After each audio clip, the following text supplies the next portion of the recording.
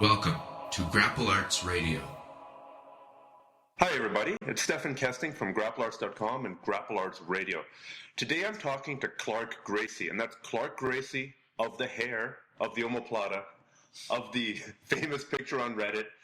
But there's a lot more to him than that, and I'm really looking forward to today's interview. So thanks for meeting with us, Clark. Thanks for having me. Well, let's go right to that famous photo that basically got you onto Good Morning America. And then I promise we'll talk about things that aren't related to hair and appearances. But what's the background of that photo? Well, it was that photo was actually taken during the 2012 New York Open, and it was in my first match against Ken Primiola, and I was able to spin into a omoplata not too long into the match. And before I was able to really control the position, he picked me up off the ground. And luckily I had all the grips in that I needed not for him to shake me off. So I was able to hold on tight. And then I realized that he was actually picking me up in the air. So I was actually trying to get him back down, but I was unable to for a little while. And I was just hanging up there. And I thought, okay, well, I'm in not an uncomfortable position, so I'm just hanging out here and see if he gets tired. And eventually I was able to bring him down and finish it. But throughout that position where I was just up in the air and somebody took a picture, which I was actually thinking, man, I hope somebody gets a picture of this because it's actually a really crazy position I'm in right now, hanging on the guy. Looking cool as a cucumber, just hanging out. Yeah, and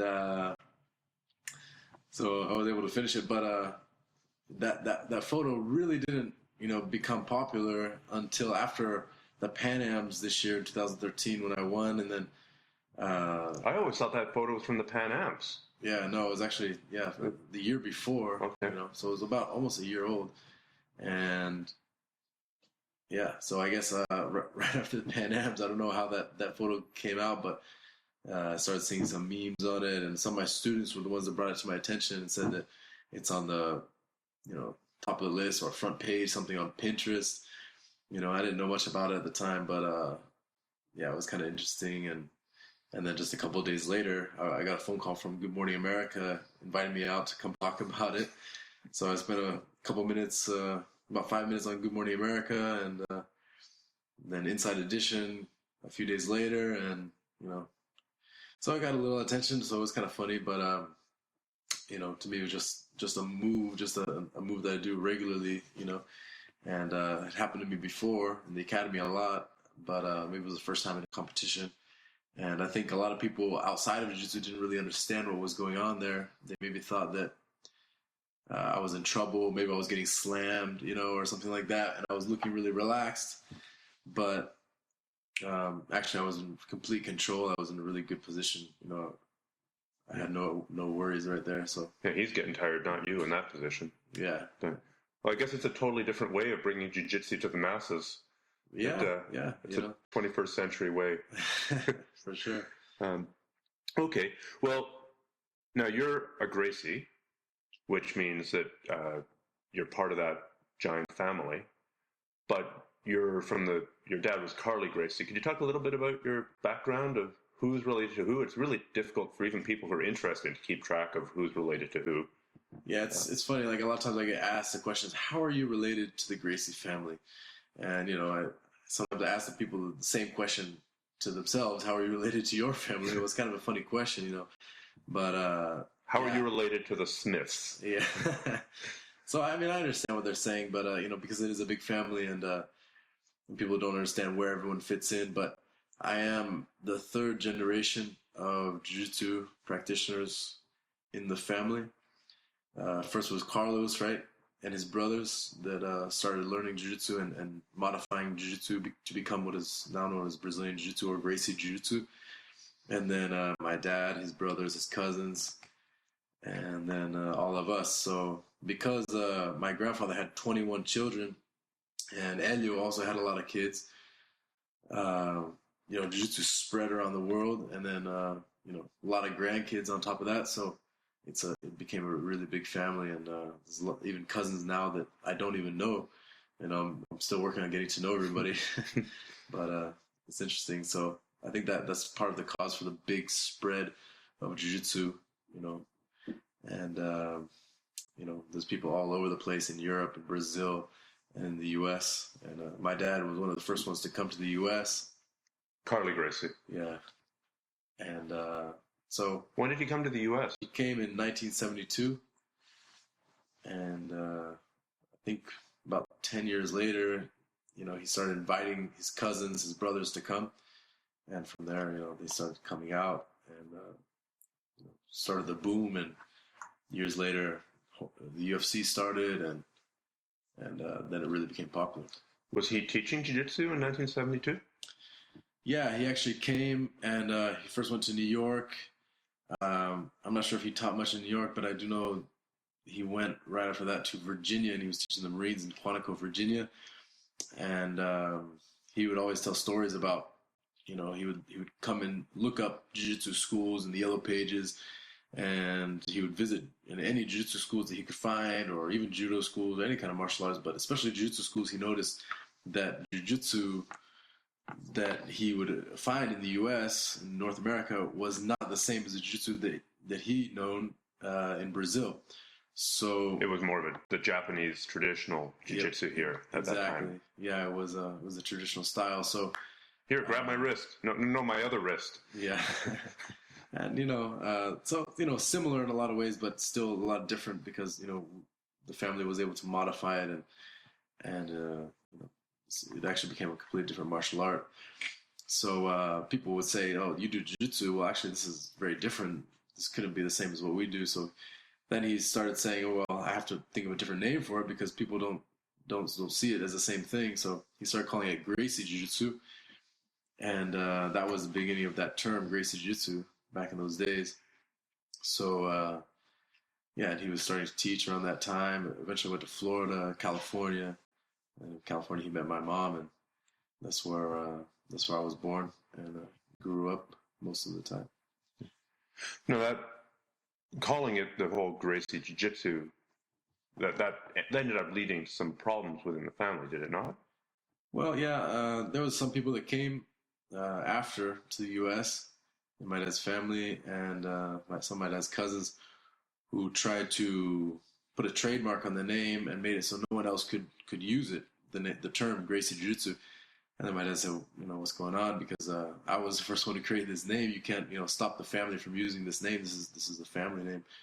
So there was a little bit of a dispute going on. I remember that throughout my youth, my adolescence. There was my dad was constantly going to court regarding that issue, and it's kind of stressful, I guess. But eventually, my dad won that lawsuit, and the name became free for the family to use again. But there was a time when a lot of the family members was not using the name Gracie Jiu-Jitsu because of that trademark that was put on by my dad's cousin Horian. So your dad wasn't trying to just use the name for himself. It's now anybody in the family can use it? Yeah, now it was he was trying to free it up for the rest of the people in the family. He was really sad to see, patriarchs of the family like Carlson, and other of his nephews like Half, Henzo, and these guys that were coming to the U.S. teaching jiu-jitsu, but they couldn't use the name Gracie Jiu-Jitsu. A lot of people were forced to use Brazilian Jiu-Jitsu, and that's probably why the big boom and the name Brazilian Jiu-Jitsu became so popular. I kind of blame it on that instead of Gracie Jiu-Jitsu, because a lot of the students of the family were not allowed to use the name Gracie Jiu-Jitsu, and not even the family at one point was allowed to use the name Gracie Jiu-Jitsu. So, there was a little bit of a separation, and but really it's the same thing. And eventually the name was freed up, was allowed to become used by the family again. So, Well, let's change gears a little bit. When people think of the Gracies, they kind of assume that you popped out of the womb and straight into a gi instead of diapers. Is this actually true, or what was your first jiu-jitsu memory as a little baby or as a little kid? Well, it's funny because now that I'm older, I see how a lot of my uncles, my family members, my dad, they play with the kids in the family, the real youngsters, and they end up putting them in their guard, lifting them up, and playing with them around. So kind of get the kids used to like just tumbling around, rolling around, and just having fun with the kids when they're toddlers and just playing around with them, grappling. But my first memories was probably being around that age, like 4 or 5 years old, and my dad teaching me moves like Osodogari throw, and Mata Leon choke, rear naked choke. Probably thinking, first of all, just playing around, kind of just horse playing in the living room with my dad and just messing around.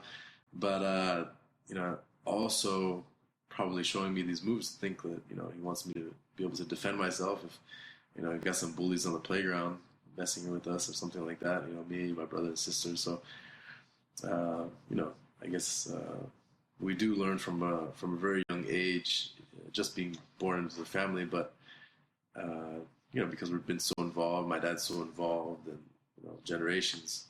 But like any other jiu-jitsu practitioner these days, I'm sure any black belt out there, when they have their kids, they're probably trying to roll around with their kids as young as possible. And you're starting to see these days a lot of really talented young kids, and usually you'll look and you'll see that these kids have parents that do jiu-jitsu, and they've just been putting them into it since they could walk around. The next generation of Tiger Woods swinging the golf club from when they can stand. It's and because you can crawl before you can before you can stand, you can start jiu-jitsu earlier than you can start golf.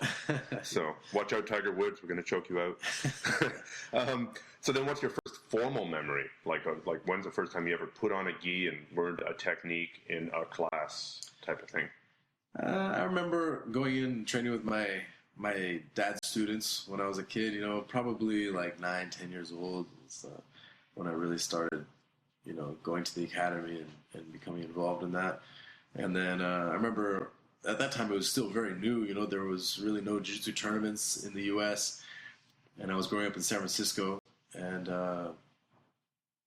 there was a lot of my cousins starting to fight. I remember there was events even before the UFC, MMA, Vale Tudo events that were getting some attention.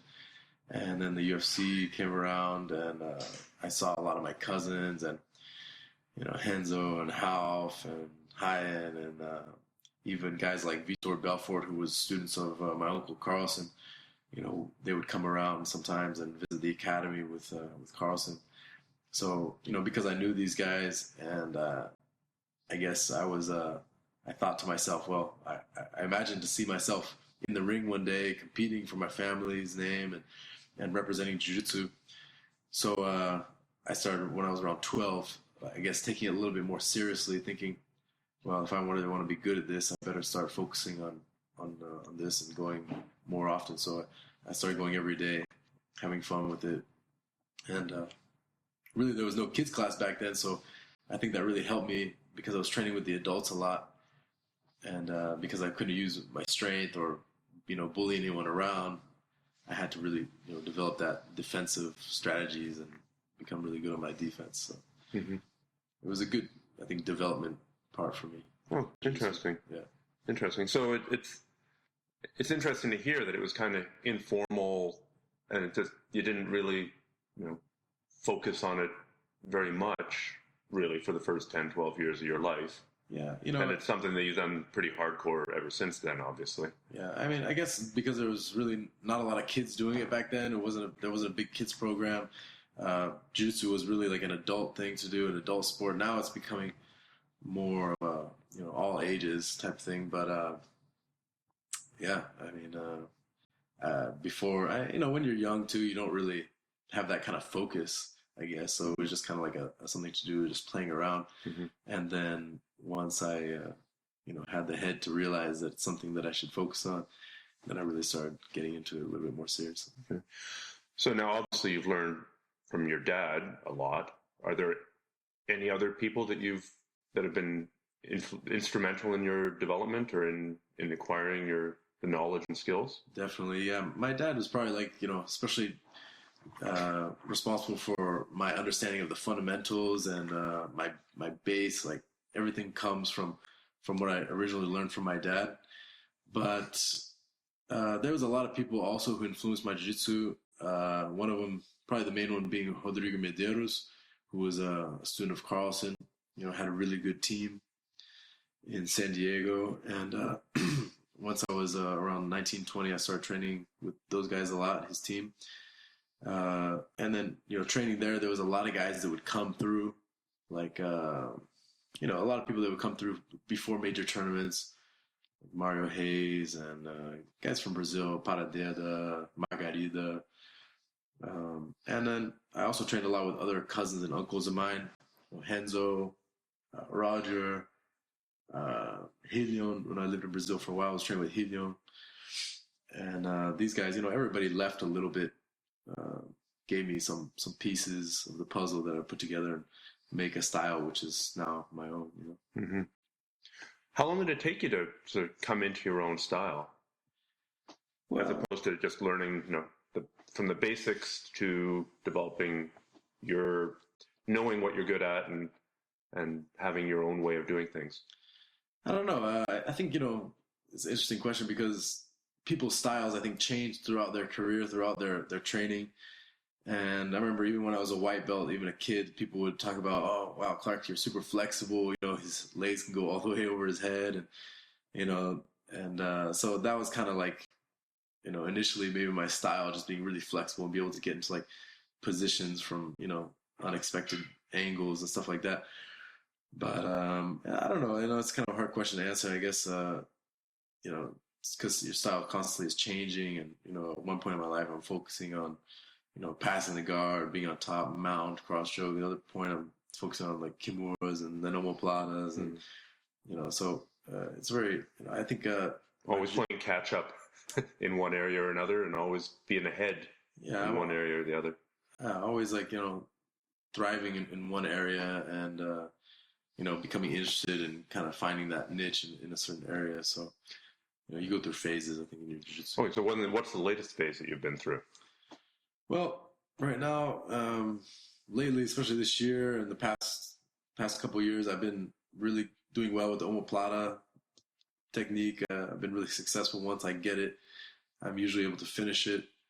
Another one that I'm really looking into doing a lot is, especially after training a lot of no-gi, it's helped me, is the kimura lock, and going after that and then being able to transition from kimura to other positions. So these two moves have really helped me a lot. Probably another one is I really used to like being in the mount and going for the cross choke, playing on top, moving around fast on top. I don't know. Like I said, I go through stages. Purple belt was one thing, brown belt, my game got a little tighter and it was a little bit more smash. Black belt, it's a little bit more complete now. Okay. Well, let's talk about competition. This has been a big part of your development, and you've got some impressive competition credentials. I mean, you're a Pan American black belt champ, you're a national champ. As a brown belt, you won the world's no-gi, and there's a whole bunch of other things. How many competitions did you do a year? How many competitions did you do last year? Yeah, last year I competed a lot. I did 11 tournaments, and I believe I medaled in every one. Got podium in every tournament. This year, I think I did about 7 or 8. And, usually my average was usually around that, like 7, 6, 7. So like every other month, sometimes doing them a lot, but, taking a couple breaks throughout the year, but, trying to stay pretty active and always, getting, exposing myself to having those situations where, you have to challenge yourself as an athlete and train hard and deal with those nerves and, just put yourself out there on the battlefield. So, stupid question. Do you actually enjoy the process, or do you know that it's something you should do to improve and to get the final result? I guess initially when I first started competing, I didn't really think about whether I enjoyed it or not. I just kind of did it thinking that this is something that I need to do, that I should do, that it's expected of me. And, kind of like when you're going to college and then you go and do an internship or you're getting that experience, you're getting some titles under your belt. This is something that it's like getting a diploma. Each title is like another degree, another master's or something. So it's something that I think I had to do. And then eventually I really started enjoying the training process of it, feeling in shape, feeling good, sweating, and making great training partners and having great training sessions. And now I'm really enjoying the competition side of it, really just getting out there and starting to get excited, stop getting nervous so much, and just getting a little bit more excited to just get out there, step on the mat, step on the battlefield, and make things happen, and start when you realize people are actually watching you, and what you're doing actually has a little more effect now that you're fighting against like some of the top guys in the world at the black belt division, sometimes doing absolute divisions and stuff, and it gets exciting. So how do you deal with how have you dealt with nerves in the past, and how do you deal with nerves now? I'm imagining that's changed over time as you've gotten more experience and had more successes. I think how did you deal with it initially? Like anything, it can be hard to deal with, and you're not used to it, and certain people deal with it easier than others. I think I had a little bit harder time at some stages because I had people telling me, "Oh, you're a Gracie, you can't lose. You gotta win. Expect to be on the top of the podium every tournament." So a lot of pressure. Because of that pressure, maybe it was a little bit tougher for me. I almost think that in a way it was good because it forced me to train hard and made me really take it seriously. But also, I think while you're competing, if you have that pressure, and maybe sometimes you fall behind by a couple points, and then you start to get that anxiety, like, oh my God, I'm going to lose. What's going to happen? And so I don't know, just dealing with that over and over, and then finally realizing that now at the black belt, especially, I'm fighting against some of the top guys in the world. So and everybody loses. There's guys that train like crazy, just like me or more. So anything can happen, and just go out there and enjoy it. And some people told me, and has helped me a lot, is they're saying try and go out there and compete for you. Don't compete for anybody else. Don't compete for your family or for your team. Which is great. You go out there and represent them, but think about it as a personal growth. Something that you're investing in yourself. You're putting yourself to the test. You're doing it for you. So kind of forget about the crowd, forget about everything around you, and just focus on you and the guy in front of you. So it's kind of more of a personal thing at that point, and I think that helped me a little bit. So you're competing a lot. So you're basically always in getting ready for competition mode in your training, or the competition is never too far away. So what are you doing? Like, how often are you training? How often are you doing your conditioning? Say last week. What did you do last week? How many times did you train? How many times did you teach? And how many times did you do anything else? Yeah, I mean, my training pretty much stays pretty consistent throughout the year. At certain times, it'll kind of just I'll lose the intensity a little bit just to relax a little bit, not be sore all the time, and take a little break. But because Jiu-Jitsu is also a business for me, and I have an academy, so I'm always really on the mat, and I really don't like feeling out of shape, so I try to keep myself always training hard and getting a good sweat, getting good training sessions in. So I like to kind of keep that momentum throughout the year. But like I said, you don't want to burn yourself out, so sometimes you let the intensity go a little bit. And but when I'm really training, I'll usually try to get a good training session in the morning. Maybe a conditioning either before or after a session where I'm just doing different kind of functional exercises. Sometimes doing weight training, sometimes doing body weight, sometimes pushing more the cardio side, and really trying to get a good balanced workout. And then I'll do a training session after that where I'm training with some tough guys in the academy. We're all pushing ourselves really hard, and take a little break in the afternoon, and then usually go back to the academy to teach maybe 1 or 2 classes in the evening. So kind of in it throughout the day, and even at the end, probably train a little bit with the students, but then go back to sleep and get ready for the next day. What do you do? Who organizes your conditioning, or how is your conditioning organized? I've been really blessed with having really great trainers in San Diego. I've worked a lot with a guy named Chris Robinson, who's a really well-known, popular trainer in the U.S. He's always traveling for doing seminars and workshops and stuff.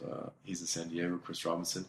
And also now I have a guy, an Italian guy who's in San Diego named Maurizio Tangari, and he's really good. He's introduced Bulgarian bag training to me, and kettlebell and a lot of different stuff. So using a lot of different systems, Tabata system. So he's really pushed me a lot. The guy's in his 40s and is in amazing shape. It makes me feel embarrassed sometimes that I have to try to keep up with him. So it's been really great to push me, and so those guys are great. Just having those guys around. And how many days a week is that? Before I was doing it like 3 days a week, maybe a couple of years ago. But in the past year, I've, especially during training time, which has been almost all year this year, it's been like pretty much every day I'll try to go in and train with him like 8 in the morning or so. And then, so 5 days a week, sometimes 6 days a week. So with all the teaching that you're doing, all the sparring that you're doing, and all the conditioning that you're doing, how do you avoid your entire body exploding and just ending up hugely overtrained? Yeah, well, your body, I guess, gets used to it also, but we also are trying not to always use the same muscles, always use the same muscle groups, so get a really balanced workout. But, we might spend like one day out of the week where it's a little bit more cardio, less strength, and, so you have a little bit, of a lighter training, a little bit more of a recovery day, but, and then take the weekends to let the body rest a little bit too. But, your body adapts to it, and it's definitely tough. It's constantly tough, and definitely feel it, that usually I'm constantly sore, like just always some point in my body is sore, but, you start to enjoy it. It feels good, feel in shape and stuff. Now, you've competed gi and no gi, and you've done well in gi and no gi. So how do you change how much does your game change? I'll preface this by saying the one time that I trained with you, we did a lot of spider guard stuff, which a lot of people have difficulty translating over to no gi. So that's an example of something that you're really good at with the gi. But then how do you evolve your game, or change your game rather, when you're going from one to the other, gi to no gi to gi? Yeah, I remember this year, around the time when I was training for Pan Ams, there was some guys that came in and they just wanted to train no gi, and it is different. You have to get used to making different grips, going for different points of control, different ways to dominate your opponent and move around. So it is a transition, but it's not too bad. Usually after about a couple weeks, a month, usually at the most, I'm ready to go. Make that transition from gi to no gi, or vice versa.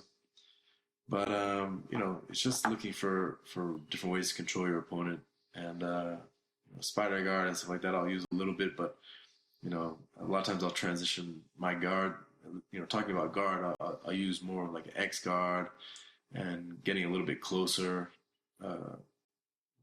playing guard than what I would with the gi, when you have you can rely on the grips and playing a little bit more at a distance. Okay. Yeah. So a tighter game, or not tighter, but more close proximity. Play a little bit tighter. Just one thing in general that I found that helps a lot with no gi is, when you just grab somebody, you can't really maintain that grip for very long. With the gi, you can make a strong grip and hold it usually for quite a while and give your partner a hard time. But what I try to do is try to put my hands together and make that gable grip. So lock up around the opponent. And that's really what is going to keep you tight and give you some more control. Every other grip is very temporary. So I always try to get my hands together and Palm to palm. Yeah. Okay. It's one thing that's helped me a lot. And where does your takedown? Do you train wrestling or judo separately, or in addition to your jiu-jitsu, or how do you handle the whole takedown component? Yeah, we have a lot of good wrestlers in San Diego. One of my best training partners, Brandon Magana. He's a black belt, trains with us. He's a really good wrestler. And we always have some wrestlers around, so we get some good wrestling in. We have some good judo guys too, but I enjoy the wrestling. Although majority of the time we're training more on the ground because that's where the fight takes place. But I do enjoy the wrestling as well.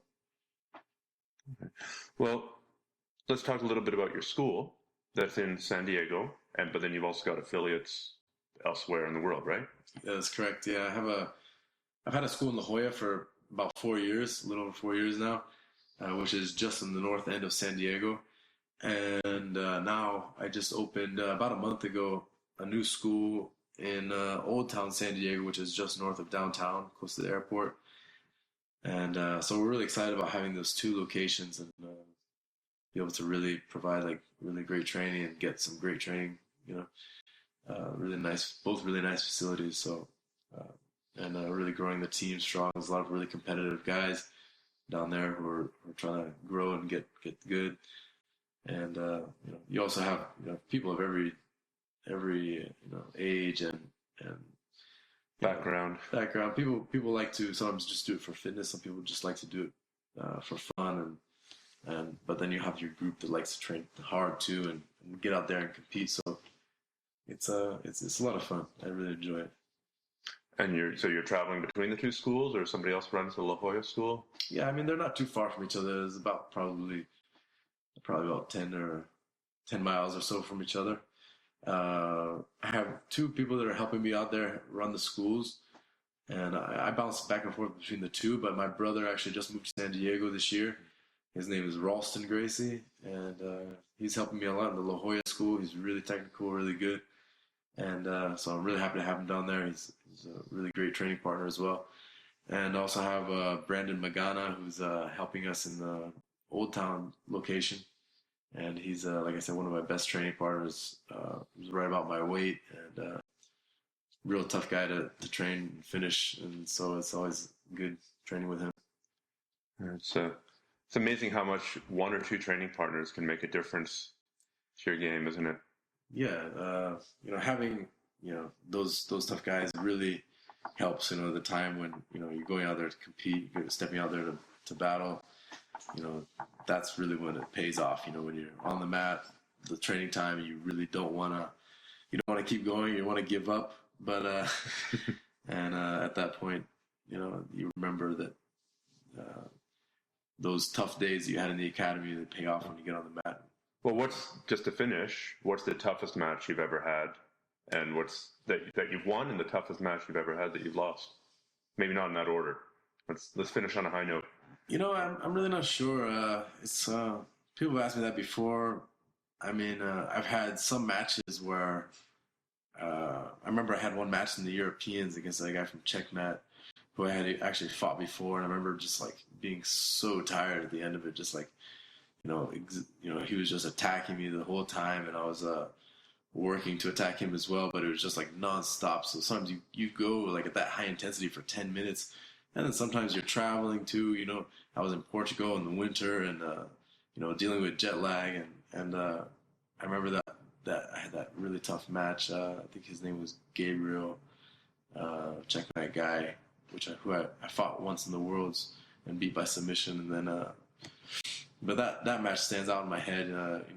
I fought him twice, and the second time he was much harder to fight, but still ended up winning on points. And so I don't know. I mean, I had a lot of good, tough matches.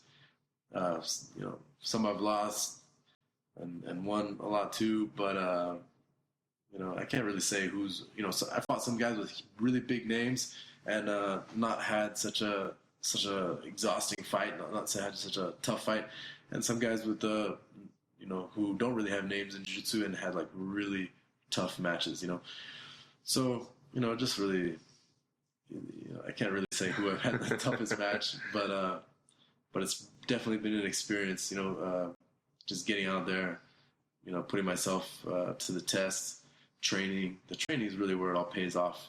In the end, is I like to tell people when people think about what is the toughest or the best match you've had, or what's your goals in jiu-jitsu. In the end, I think what I really the best thing you're going to get out of jiu-jitsu, what I really get from jiu-jitsu is not the end product, is not the title at the end of the day. it's the journey that's going to get you there, right? It's the training that you put yourself through, the great training partners that you develop, the friendships, getting yourself to the best shape you can be in your life, pushing yourself as an athlete, feeling like a Superman out there on the mat, and just feeling that great shape that you can get into, and living the lifestyle of a jiu-jitsu fighter, eating well, feeling good, being completely connected, mind, body, and spirit, So that's for me, it's the biggest reward. That's fantastic. I don't think we can take this interview any better point than that to end it. How do people find your school? What's your website? Yeah, really easy. It's just clarkgracie.com. And anybody is more than welcome. We are open to the public, and anybody who wants to drop in is more than welcome. We have visitors from all over the place.